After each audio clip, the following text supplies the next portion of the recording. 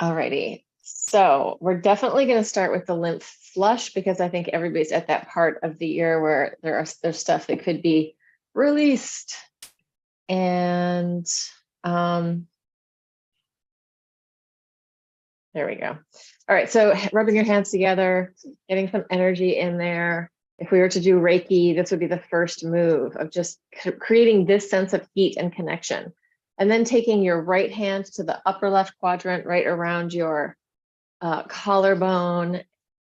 I have what looks like a hickey. It is a pole kiss. That's what happens when you do shoulder mounts on the pole, a bunch of them. Some people like it. I haven't been doing them a lot lately. So that's when you get the skin burn, bruisey stuff. But a way of moving that stuff faster through my body is to actually get this tissue moving. Not hard, but in a very soft way. And then let's switch it to the other side. Same thing. Left hand on the right. Relax your neck, jaw, throat, and tongue. Loose and relaxed in your face. Yeah, so I am doing this half an hour early today because I am going to Rhinebeck to be part of the Sinterklaas Festival coming up to this angle of the jaw. And I am going to do my most challenging role ever. I am going to be a tree puppet, which involves this, it's like 9 feet tall or something insane, this massive headpiece, and then these arms that are kind of sticking up as branches.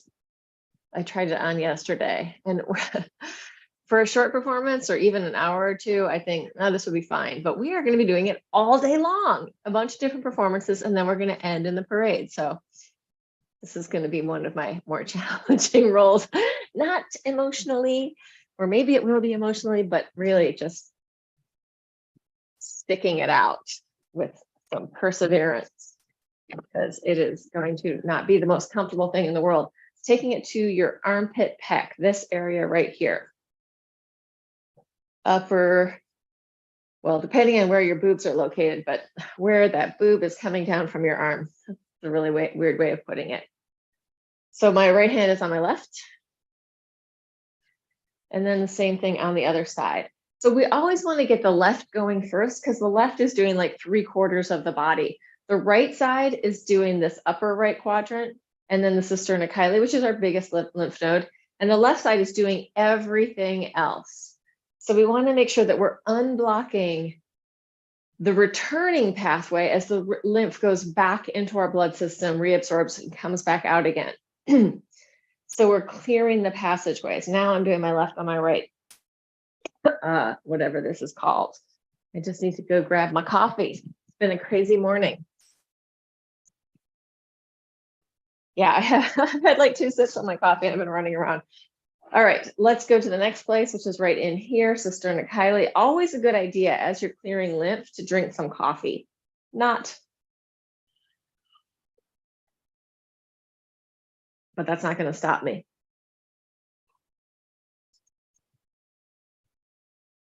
Yeah. And then we're going to go to the inguinal fold. Here's the fold. Just above that, between your hip bone and your pubic bone. Feel what's going on underneath that a little bit. Maybe move around your belly just a little bit. Give yourself a full bit of movement with your hands over your guts. In some cultures and in some systems, you really massage the organs, massage the guts, get stuff moving in there. But in sort of typical Western version, we just massage everything on the outside and we don't get into these places. So just offering some movement to your guts, these big fluid systems, right? And then the last place, behind your knees, coming in. You can bend and straighten your knees. That gut part was just an extra. And then we're going to come up and we're going to do this spiral, twisting and looking behind. It can be very free flow, letting your arms hit. And I'm kind of shifting my weight from one side to the other. I've already done this. Actually, this is one of the first things I do when I wake up in the morning, is I do 100 of these, which takes about 2 minutes.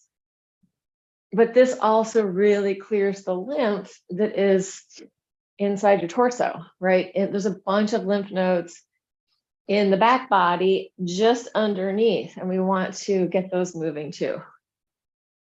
I'm not sure if they're under the rib cage or over the rib cage. I'll find that out, but letting yourself get that extra business. And also this little hit, right? This hand can hit, it could hit low, kind of. For me, this hip area right here is a place that tends to be overworked and carry tension. So usually I have to do a lot of movement rolling around on that to wake it up. So with this little hit, I get to give that a little extra action. All right, so from there, let's inhale and open.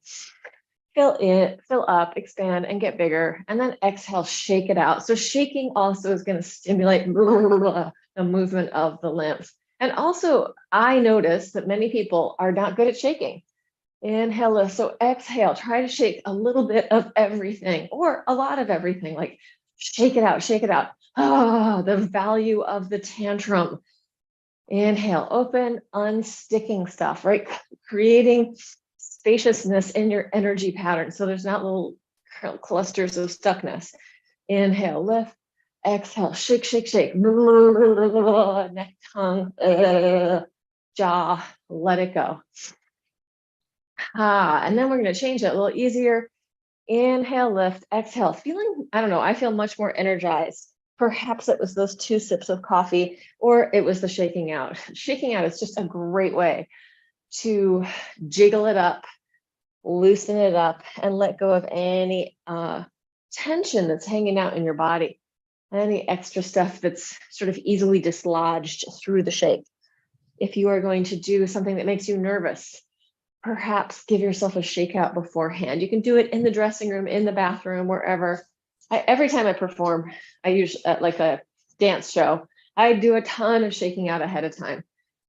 All right, we're going to drop down, shift from side to side, bend one knee, bend the other. Let your head, neck, and shoulders relax.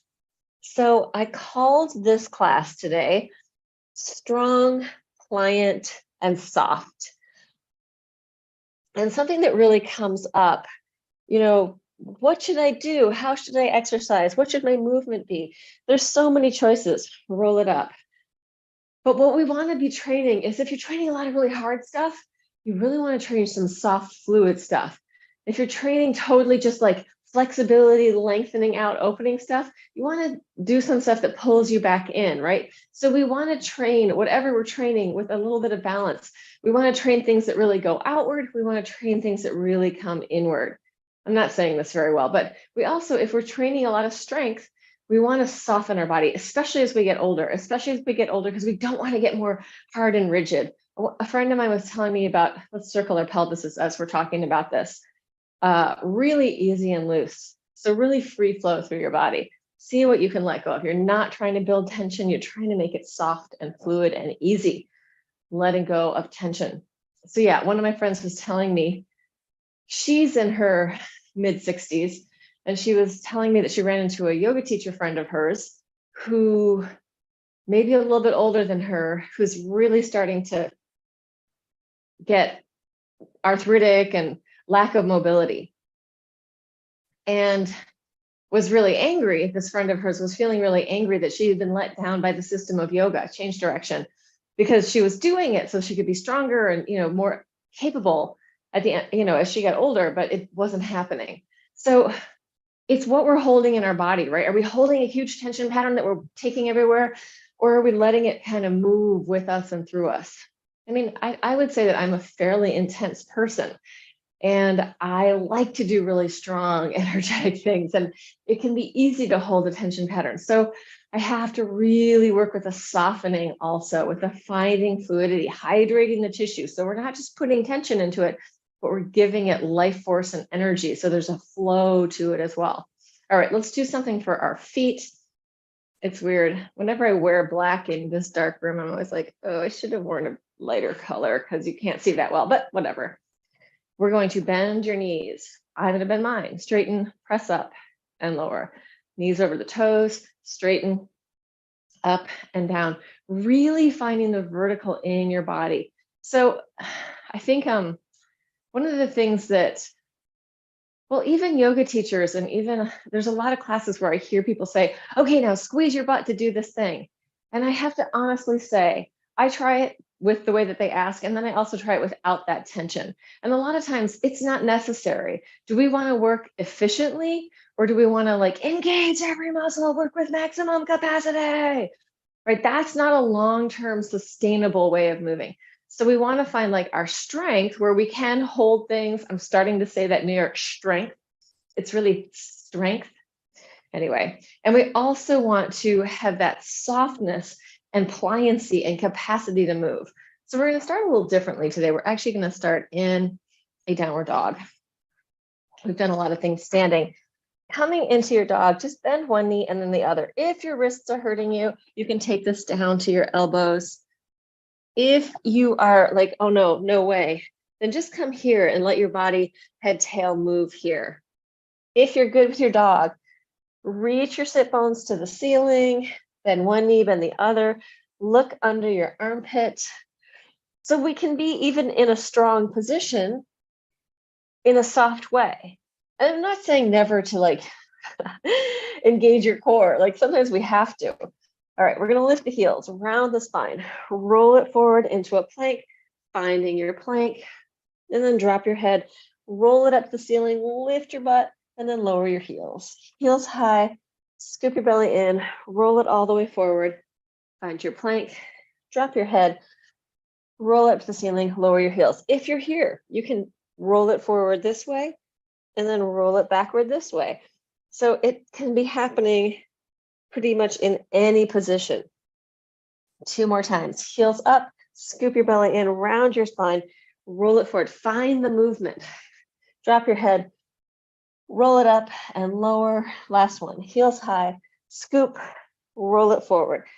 Find your plank, drop your head, roll it up to the ceiling, lower, and come down onto your hands and knees.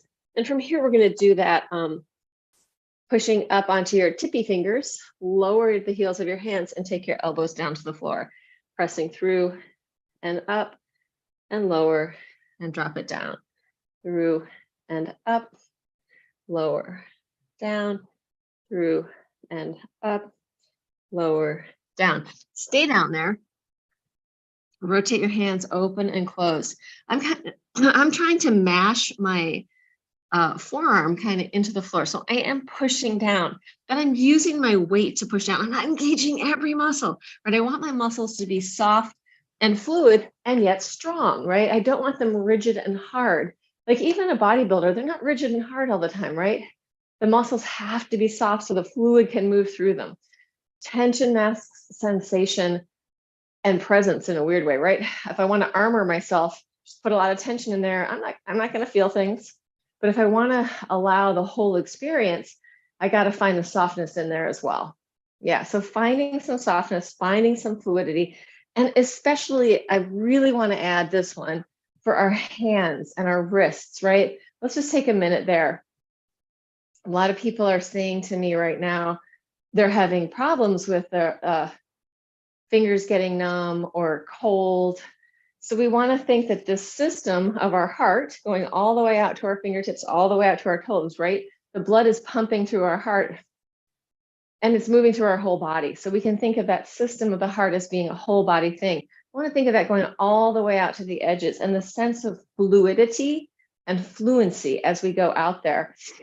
Also that we have like the way that we can move with this, we can spiral and undulate, right? We can spiral and undulate from the inside to the outside. And I would say do this in a very, like you're a flamenco dancer and it's a very non-judgmental, I don't know, but like flamenco dancers have some major arm fluidity, right? They are just amazing. But also Indian dance has some excellent mudras and capacity of moving the hands. So give yourself a little free flow. You can sit or stand in any way to do this, but feel the energy from the center out to the edge, right? And what is the energy? It's our nervous system, it's our heart, it's our metabolism. All of that is energetic. All of that is moving with electricity, right?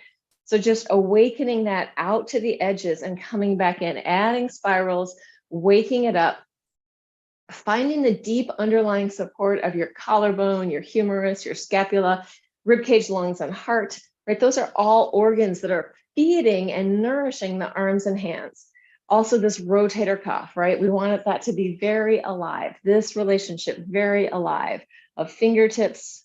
We talk about the pinky scapula, like the bottom of our scapula and our pinky having this relationship.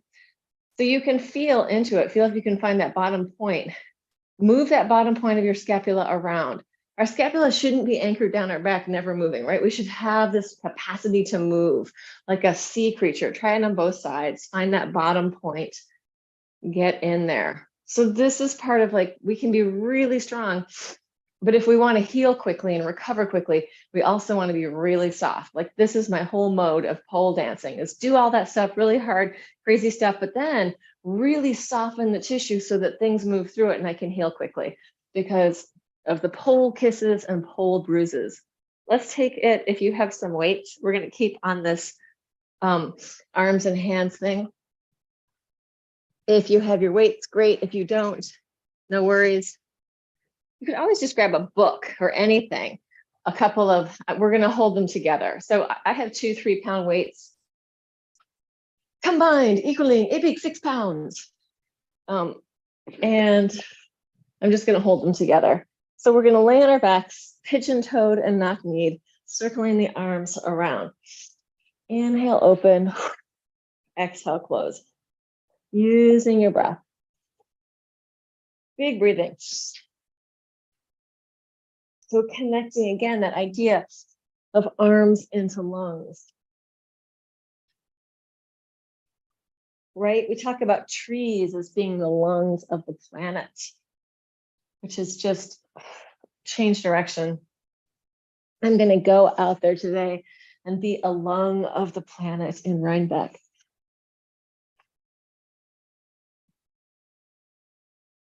So part of the reason that I'm being a tree in this performance, there's like 8 of us, and these trees are pretty big, is that in the the road, the main road coming into Rhinebeck, there were it was lined with trees. And for some reason, I don't know why, they had to cut a bunch of those trees down. So we are being those trees, sort of memorializing them. Good, let's come back in. And we're going to both hands up, just spiral in and spiral out. So actually, let's just do this. If you have 2 weights, and if you don't have 2 weights, grab 2 of something that are close in weight and just let your wrists move around, mobilize. Don't drop their weights on your face, but you have to open them out if you're going to drop them. Let your hands, wrists, fingers have some mobility, relating into your forearm, those 2 bones, the radius and ulna in your forearm, having this different relationship, feeling that as it comes down into your rotator cuff, into your chest, right? If the weight's too heavy, this is going to be hard to do. So we want it to be really kind of easy. You could also do this without a weight, although with the weight, it just adds that extra. And what our bones are getting with this is this different relationship to gravity with weightedness, right? Like that weight is coming down into us, as opposed to a lot of times if our bone would be going, like the energy inside of our bone would be going down. I guess with our hands, it's different. But we want the sort of porous, spongy part of our bone and the strong, harder stuff, to have these different relationships to gravity and weightedness, so that there's a pull, there's a push, there's this different capacity, really three-dimensional dynamic tensions that are affecting the bones. So the bone and the fascia can build itself in such a way that it is more fluid, more integrated, and more stronger, essentially. It's both stronger and softer. It can move. You can put your weights down. Right? So when we have that pliancy in our bones and in our fascia, it's not going to tear as easily. They're not going to break as easily, right? It's the anti-osteoporosis stuff. And I always say this, let's grab our block. But one of the reasons that we know so much about this is because of astronauts going up into outer space. And when they come back down, their blood is thinner, their fascia doesn't have the same density, and their bones also. are really like osteoporosis-y, like they don't have the density that they need. If they had been on a gravitational planet, just existing, your bones are going to be stronger. But you go out of gravity, and then like they have to do a bunch of exercise in space, but it's not going to be the same as doing exercise on the planet. Like this is how our bodies belong on this planet. So when they come back down to the earth, let's press up and circle our pelvis. When they come back down to the earth, the first part of their system that sort of reboots to the same capacity or to almost is the blood. So the blood, the most fluid part, comes back to its normal density. And then after that, like a while later, the fascia starts to come back to a more reasonable density. And then the bones start to come back, but they never come back to what they were before they left, right? Change direction. They have zapped some of the density of their bones. I mean, who knows? I bet you they could come back, depending on how much working out they're doing, what kind of working out they're doing. They probably could come all the way back, but who knows? Who knows? Maybe not. Take it all the way down. And you can find this information on the NASA website, right?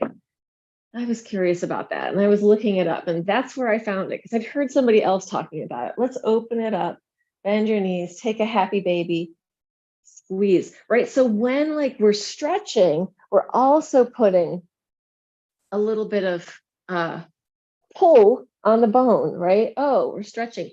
If I overstretch and I tear, let's say I tear my tendon or something, or there's some of the fascia in there, then it's going to take a little bit longer to heal. I don't want to keep stretching to heal it. I want to give it a chance to come back together before I go crazy with it. All right, hands on your knees, circling it out. Yeah, I injured my quads once. I was overstretched by what kind of yoga was it? It was a vinyasa yoga person, but a really intense one. What kind was it? What's just vinyasa? Anyway, it was somebody who had me in this stretch, right, with my quad down, and then this leg up, and they were putting this leg down to the floor, and they were sitting on this leg. And so while that happened, I was like, wow, this is really intense. I'm really change directions with your circles. I'm really flexible. So it's hard for somebody to know where the boundaries are. And so I ended up, they ended up just almost basically ripping my both quads. And I was like, holy crap. And at the time I was studying, let's bend our knees up to our chest and just spiral side side. At the time I was studying with Irene Dowd. And I was like, I don't know what to do. Like, this is what it feels like. And I didn't realize what had actually happened. And they were like, oh, you overstretched your quads. I was like, oh, and then it all fit into place. I was like, yes, that's exactly what I did. And they're like, so now you just have to you can't go as deep in your plies. You don't want to stretch them as much. It took 6 months for my quads to come back to being normal. And I was young. This was like in my 20s. So just listen in. If somebody's stretching you and it's getting beyond, or even you stretching yourself, the intensity of like on a scale of 1 to 10, if the intensity is going up to like a 7 or an 8, then stop whatever's doing and back off, right? When things change quickly in your fascia or in your bone, that's an injury. We want to take our time changing those things. All right, coming back in. Let's do this. You're going to circle your ankles as you're opening your legs out to the sides. Circle, circle, circle, open. Once you get down there, bend one knee, bend the other, wag your happy dog tail, and then we're going to bring it back and circle in the other direction to come back up, reaching out, right? So as we're circling, all that tissue in our leg is getting this different mobility, right? As my leg's going in, this is elongating. As my leg's going out, this is elongating. All right, so let's open it up again. Change the direction of your circle so you're opening them out. Come to the bottom, do the bend and stretch. Try to get your lower back and spine to move so that it's like one hip's going down and the other hip's going down in this way. And then reach them out and circle in to come back up, circling the feet in. Just give it a little shake, let all of that release. And we'll do it one more time. Circling open. Hello, feet. This is a lot of circles. Then wag your tail, bend your knees, reach it out. We're all going to be ready for pole dancing after this. And then inner circles coming up. Shake it all out, let it go. All right, let's do one leg at a time. So we did all that spiraling movement with our wrists, some into our rotator cuff, but now let's do it with our legs, a little more organized. This little mixture of gyro and Pilates. One leg in, one leg out, the first leg in, both legs circle out and away. 1, 2, 3, and circle it out. And pointing and then flexing.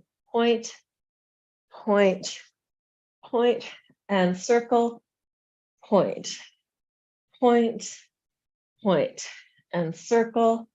1, 2, 3, and circle. 1, 2, 3, and circle. 1, 2, 3, and circle. Last set. 1, 2, 3, and circle it out. Drop it down. Internal rotation, one leg at a time. So again, we're taking that tissue and we're doing something totally different. We did this parallel, parallel, parallel, open. Now we're rotating in, letting that inner spiral change the integrity of the fluid and the fiber in your body so that you are becoming more integrated, right? Integrity, integration. We are becoming more capable as we do that. So you can, I'm just kind of staying on one side and really feeling that internal rotation through my leg as I'm kind of pumping down one side and then the other, just rotating, rotating, rotating. But you could just go back and forth, right? I just feel like right now my body really needs it. And especially because I know that I'm going to be holding those tree limbs. Basically, there's like, we have like this backpack with this big pipe that our head sits on. And then these arms come down and attach into little belt holsters. So it's going to be a lot of fun. It's super cool to wear the costume and especially to wear it outside. Like I felt like, wow, I felt like this weird energetic relationship to the trees when I went outside. All right, let's come back in and let's do this. We haven't done this in a long time. Grab your block. And so this is going to be hamstrings and butt and back body. And we're going to inhale, lift. Block is under one foot and the other foot's on the ground. And lower down. Inhale up, exhale down. Inhale up, exhale down. Inhale up. We're going to do something different. We're going to try this out. So you're going to come up. You're going to pick up the standing leg and then the leg on the block. Just feel your hips. Pick up the foot on the floor. Pick up the foot on the block. Pick up the foot on the floor. See if you can keep your hips high. Hello, hamstrings. You're going to feel them firing up, especially the more you can keep your pelvis high. Hamstrings and butt are going to be working. And it's just an easy little march. Marching along. And then come down, roll it down through your spine. Shake it out. Now get soft and easy, right? Shake out your butt, shake out your hamstrings. Let those muscles soften because when they're softening, they're hydrating again, right? They're getting fluid into them. They're becoming less likely to get injured. Switch it to the other side. If we force, there's definitely going to be more injury. But if we can come into softness, come into fluidity, come into that healing state where things are like, oh yeah, this is okay. Now I can go again. Then we're relating to our body in a different way, pressing up and down a few times. So we are going up, right? I can feel it all engaging. I'm pressing up. I'm using my muscles, but I'm not coming up there and then engaging as hard as I can, right? That's just, you can see what happens. I'll show you in the next one. So just look for 1 second. I'm up here, I'm just using my back body up and down. And then I'm going to come up and I'm going to engage it all. And it's like everything gets condensed and intense. I want to open that up and release. We don't want to be putting this pattern into our body, right? Then we'll become Sam Kinison. If anybody even knows who that is anymore, I'm sure everyone in my class probably does. Inhale, lift, exhale down, right? And like, that is not like, intense, hard energy is you're heading to a heart attack, right? We want to soften that and open that up. We are not forcing and pushing. We're just working how we need to. So we're working with less effort. And when there's less effort, there's more capacity for metabolism. We're not working harder. Press it up. We can all be impressed that the little pea pods jump up onto her tower. All right, now we're up, one leg at a time. The one on the floor, the one up. Not adding tension. Pressing up as high as you can. You're using your muscles, but you're not you're not driving the car with the brakes on. Yeah, every time I'm in someone else's class and I hear them say like, okay, like when you're doing back work and they say, squeeze your abs, or when you're doing front work and they say, squeeze your butt, or like all of a sudden I'm like, oh, it's a little cringe inside my body. It's so typical of our culture. You're working really hard. Now work harder. It's just like, it's not long-term sustainable. It's short-term sustainable. Maybe it's okay for athletes and dancers for a short-term career. But when we're going the long run until death, being able to move with fluidity and ease, we want to really work into those soft, pliant places. All right, let's take the legs up and just shake it out, right? Where we started in the beginning. Shake, shake, shake. Inner body popcorning. There, Linda, that's the quote for the day, the inner body popcorning. If it feels okay, roll back and forth. If you're not ready for rolling back and forth, go side side.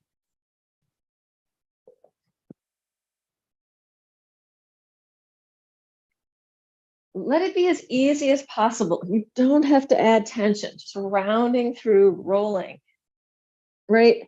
Animals are not squeezing their butt and their abs to move, right? Or babies, like squeeze your butt harder. That is just not a good directive most of the time. Anyway, but that's what we do a lot in fitness. All right, so we're gonna take all fours, right leg out behind you, knee to the side, and come back down. Reach it out, straight, up to the side, bend in. Out, up, and in.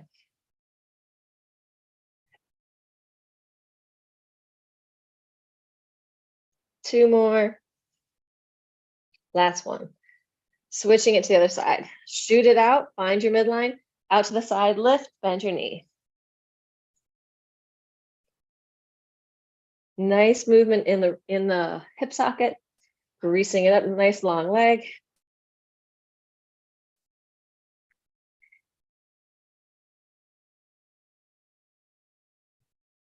Learning how to use our muscles without maximum tension, just the amount needed. Totally not counting. Let's do two more. And then take your knees back, big circles with your pelvis. This is about releasing and letting go.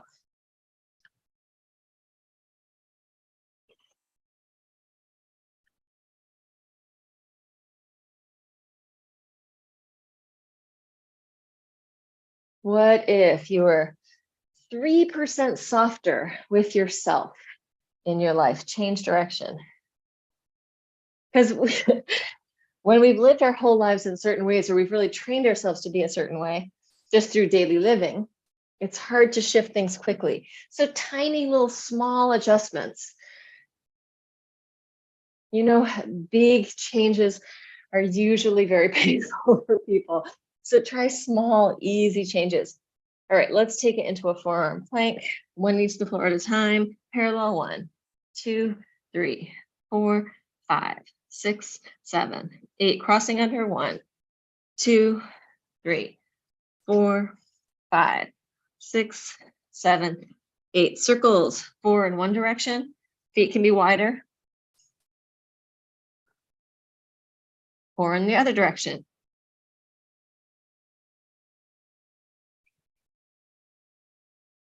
And then come down, relax, bend your knees, let your legs fall from side to side. Big breathing all the way down into your belly. And then come in, we're gonna go opposite arm to leg. Inhale up, exhale down, using your breath. Contralateral pattern. Yeah, so we want to train like our strength, our relaxedness, our breath, our mobility, our agility, like all the things. And then relax. Hands next to your chest. Inhale up, exhale down. Inhale, push and lift. Exhale down.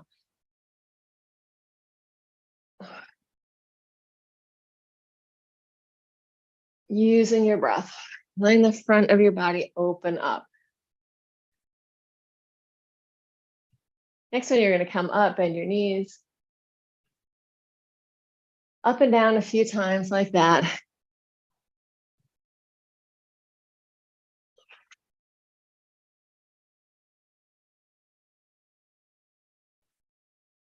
Last one. When you're ready, take it back into a child's pose. Surrender and melt. Send your breath deep down into your body. Filling up on the inhale and letting go on the exhale.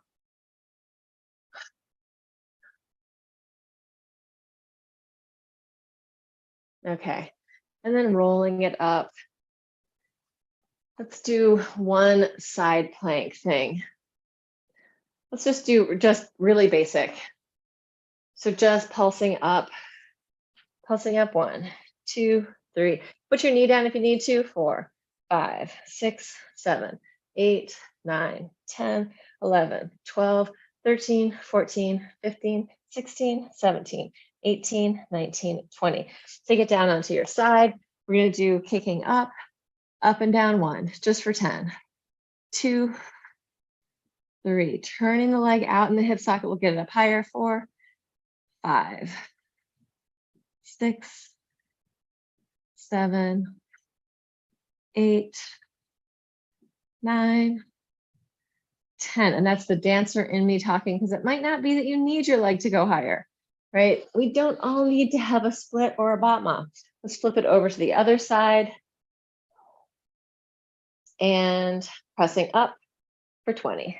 1, 2, 3, 4, 5, 6, 7, 8, 9, 10, 11, 12, 13, 14, 15, 16, 17, 18, 19, 20.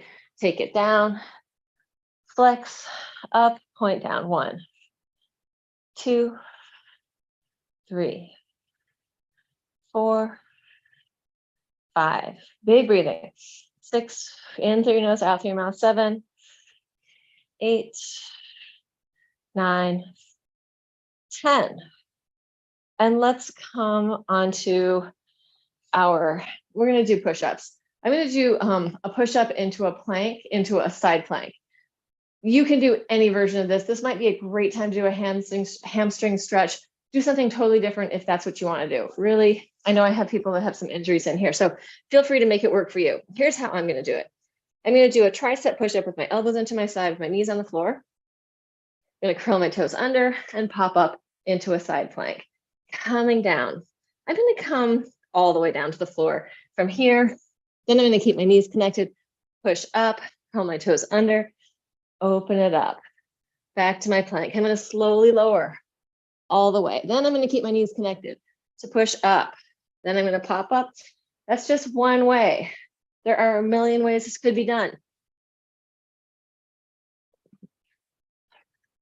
Choose yours or do something totally different.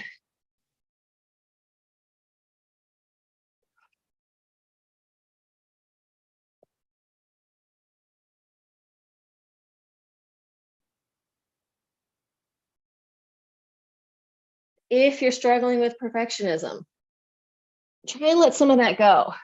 Do something badly, do it wrong, be creative.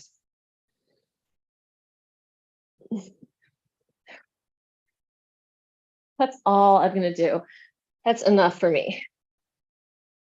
Coming over. You could keep doing that for like a million more if you want to. It's really up to you, right? And what our bodies need on any given day can be very different. So sometimes I do a long walk. Sometimes I do a short walk, and very rarely no walk.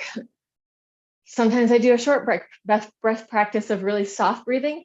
Sometimes I do a short breath practice of intense breathing, right? Sometimes I do a short meditation stillness. Sometimes I do a long meditation, and sometimes I shift it around. Take it forward, soften. Bottom leg can be straight if you need to.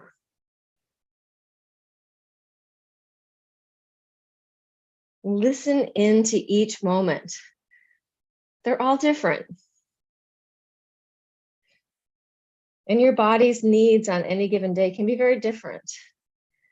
As I was saying before we went onto the YouTubes, I've been going to bed like 9 and 9:30. I've been going to bed so early and getting up sometime between 6 and 7. Sometimes we just need more rest. And I might even be laying awake for a little while in the night in my bed, but I just try and tell myself everything's okay and relax and tune into my own experience. And come up, let's stay there for a second, just side, breathing into the lungs, one side and then the other.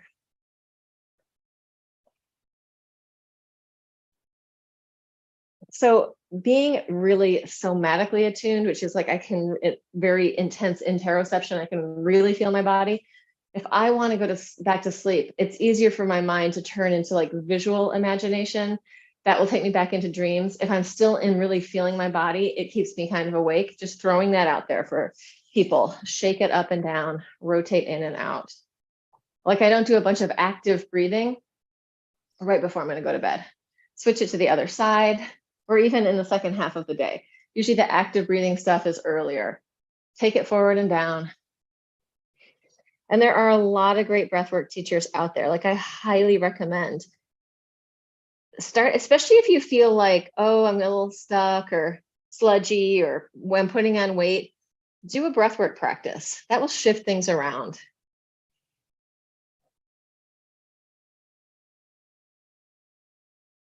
And it doesn't have to be long. It could be 5 minutes a day or 20, but it doesn't have to be every day I do 45 minutes of breath work. It can be I do 5 minutes every day, or sometimes I do 10, sometimes I do 15. And come up, open it up, side to side. So it could be pranayama. Tim Vanderfleet is one of my teachers. He's got tons of stuff that's free online. I have some breathwork stuff on here. There's a million ways to do it. There's apps for it. Come in. Yeah, there's another teacher that I'm doing right now who has a thing online called Yoga Lab, which is another, it's life practices for yoga, breathing and breath practices. Bring it in. So if it's easier to do something with somebody else, find a teacher that you like and just do it with them on YouTube, forward and backward. And don't expect too much perfection from your teachers, right? They might not cue perfectly or this or that, but if there's something about them that you like, then stick with it for a while. Let's go from side to side here. Let it go. Shift from side to side. Release your head and neck. Relax your spine. Easy inside your body, softening and melting. Shifting side, side. Knees as bent as they need to be to feel good. And then come into center and roll it up through your spine.